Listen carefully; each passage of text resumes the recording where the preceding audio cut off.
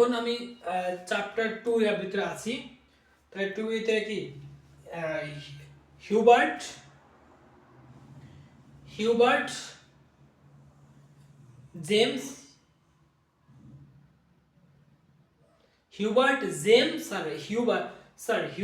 James versus Golam Hossain Paksama sir Hubert James versus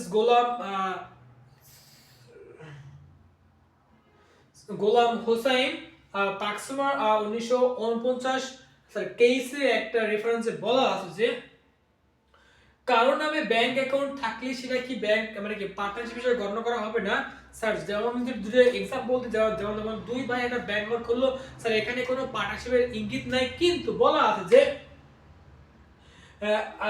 partnership নির্ভর করে চুক্তি স্যার, পার্টনারশিপ নির্ভর করে চুক্তির উপর, চুক্তির ভিতরে থাকবে যে লাভ লসের হিসাব এভিডেন্স এগুলো থাকবে। তাহলে bank account is evidence of transaction, not evidence of partnership.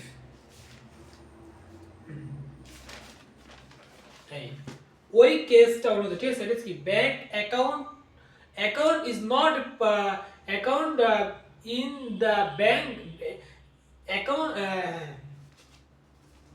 account in the bank মানে ব্যাংকের account not a proof of partnership। Hubert James versus Golam Hossain Paksama 1994 তো ওই গেল একটা। হ্যাঁ, এখন আরেকটা যদি দেখেন, যেমন পার্টনারশিপ এসেনশিয়াল এলিমেন্টস কি আছে, পার্টনারশিপ ডিস্টিংশন বিটুইন পার্টনারশিপ। হ্যাঁ, একটা হলো পার্টনারশিপ এসেনশিয়াল এলিমেন্টস। তাহলে পার্টনারশিপ এসেনশিয়াল এলিমেন্টস থাকে, দেখেন পার্টনারশিপ ব্যবসা এসেনশিয়াল এলিমেন্টস মানে এর প্রধান উপাদানগুলো কি কি।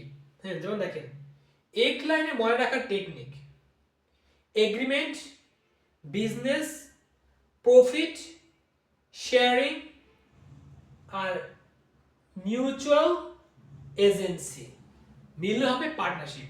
তাহলে এগ্রিমেন্ট থাকতে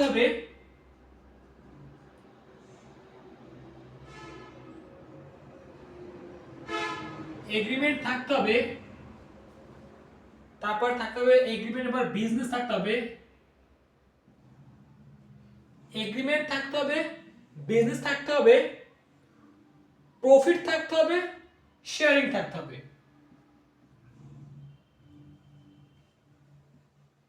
প্রফিট থাকতে হবে, শেয়ারিং থাকতে হবে। তাহলে কি হবে, তাহলে শেয়ারিং থাকতে হবে এন্ড মিউচুয়াল এজেন্সি থাকতে হবে। মানে কি বলে মিউচুয়াল এজেন্সি থাকতে হবে। A B P S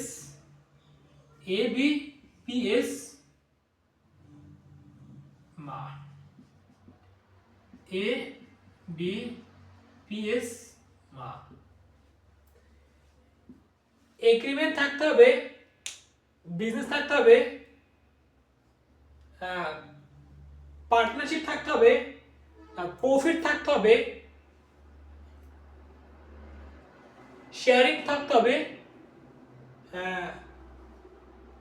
mutual agency থাকতে হবে। যখন এই ধারাগুলো থাকবে, যখন এই ধারাগুলো